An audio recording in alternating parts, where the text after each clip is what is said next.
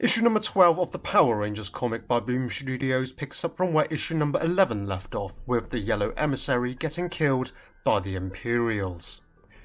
After the Emissary got torn apart, the Omega Rangers try to make a run for it, knowing they don't stand a chance against the Empyreals.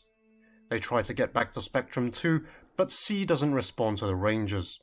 Jason tries to jump up to the ship, but then C's remains are hurled out of the ship and into Jason, causing him to crash back down. The Rangers then see that Drakkon has powered up once more. Now they know he's double-crossed them. Drakkon reveals to the Rangers why he had to do it. He didn't have a choice.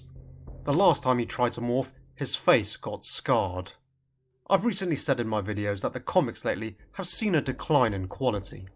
I mainly meant the writing, but now the artwork seems a bit of an issue too. Why is this morpher back to front? Is there any quality control anymore? Anyway, Jason reckons that Drakkon isn't completely evil. He tries to appeal to him by saying that Drakkon helped the Omega Rangers every step of the way. Drakkon tells Jason he's right, but then continues to fly off in Spectrum 2 anyway, and leaving the Rangers to die. Just what is he thinking? Now we see Zartus using the Celestial Shard to revive the third Empyreal from the Yellow Emissary's remains. Now that the Imperials are back together once more, they must serve Zartus until their objective is complete. He orders the Imperials to return to him. The Omega Rangers are stranded, and the Imperials begin to cleanse the world by destroying it. So the Imperial lights the place up and there's a huge explosion. The Imperials say there'll be more devastation when they're free of Zartus, but for now they must tolerate his will. We also see Drakkon say to Saba that he tried to warn the Omega Rangers, but they didn't listen. So it seems like the Imperials want to be rid of Zartus. Maybe they can't do anything as he holds the Celestial Shard. Back to the Omega Rangers, they survived the cleansing. For now, by hiding in the caves underground. With the Rangers trapped on that world, there's not much they can do. Trini uses C's remains to transmit a video message. They've now been stranded on the planet for around 48 hours and possess vital information for the survival of the universe. They need a ride home. Zack desperately tries to summon a Zord in a bid to escape, but the call fails and the Zord doesn't show up. Whilst Jason is talking to Zack, we suddenly see the former ruler of Hartunia, much to Zack's horror. However, we find out that he's not real. It's just Jason talking to Zack. So Zack is hallucinating, traumatized by how he left the Emperor to die. Trini continues with her video transmissions.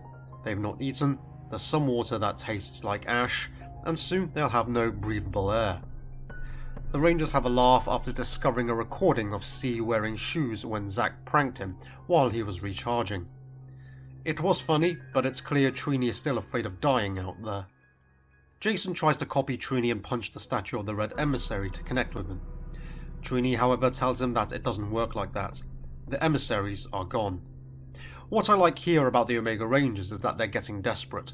Their emotions are coming through, which is making this issue a great read.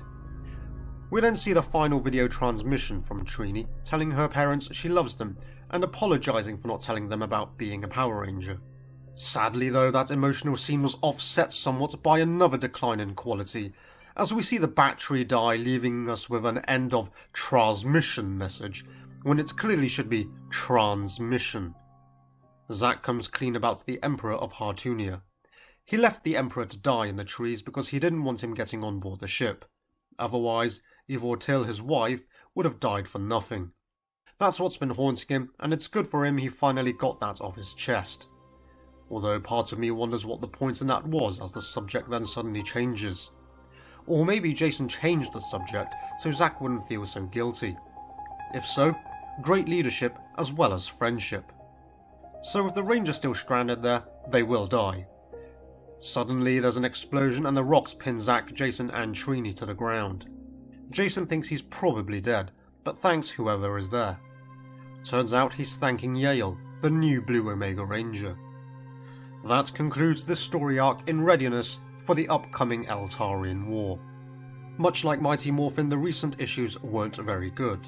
However, the final issue was back on form. This was different from Mighty Morphin issue number 12, because that was good as it tied up loose ends ready for the Eltarian War. It was the reveal that was good.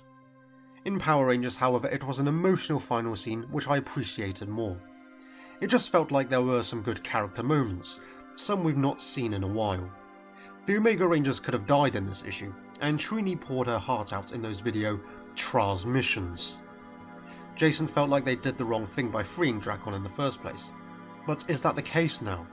Drakkon seemed like he did want to help the Omega Rangers.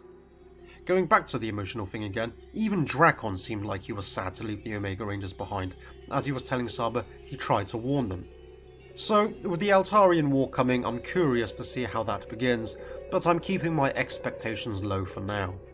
The first half of Power Rangers was good, and then the quality started to slide. The same could happen during the Altarian War. We'll just have to wait and see.